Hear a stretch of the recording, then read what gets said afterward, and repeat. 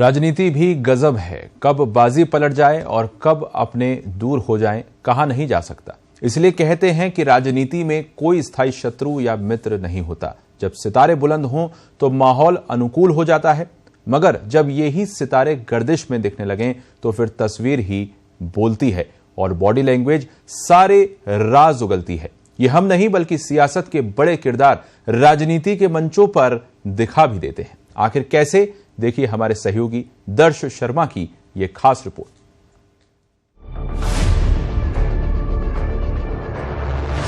कहते हैं कि राजनीति में नेताओं की बॉडी लैंग्वेज बहुत कुछ कहती है। नेताओं के हाव भाव राजनीति में घटने वाले तमाम घटनाक्रमों का संकेत दे देते हैं। और जब बात राजस्थान के मुख्यमंत्री अशोक गहलोत की हो तो इशारा काफी अहम होता है, क्योंकि वे खुद समय समय पर अपने हर बयान के सियासी मायने होने की बात कहते आए हैं। कर्नाटक के बेल्लारी में कांग्रेस की भारत जोड़ो यात्रा में भी कुछ ऐसे ही संकेत देखने को मिले। दरअसल कांग्रेस की जनसभा के दौरान दो वाकये ऐसे हुए जिन्हें देखकर राजस्थान की सियासत में आगे क्या होगा इसका अंदाजा लगाना आसान है।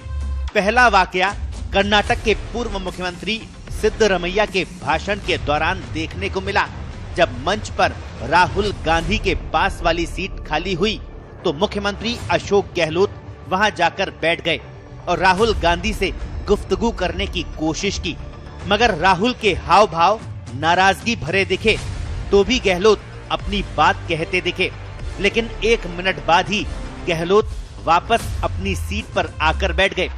दूसरा वाकया सभा के बाद जब राष्ट्रगान हुआ तो सामने आया। अशोक गहलोत राहुल गांधी समेत 5 नेताओं के सामने से सीधे कांग्रेस अध्यक्ष पद के उम्मीदवार मल्लिकार्जुन खड़गे के पास गए और उनके कान में कुछ कहकर मंच छोड़कर चले गए। इस दौरान राहुल गांधी से उनकी एक बार भी नजरें नहीं मिली। इसके बाद राहुल गांधी, छत्तीसगढ़ के मुख्यमंत्री भूपेश बघेल, कांग्रेस महासचिव केसी वेणुगोपाल, कर्नाटक के पूर्व मुख्यमंत्री सिद्धरमैया और अन्य नेताओं से मिलकर निकल गए। सियासी गलियारों में ये मुलाकात काफी चर्चाओं में है।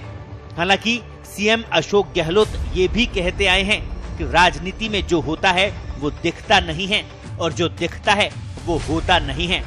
अब मायने आप निकालिए, हकीकत क्या है और फसाना क्या। पत्रिका टीवी के लिए जयपुर से दर्श शर्मा की रिपोर्ट।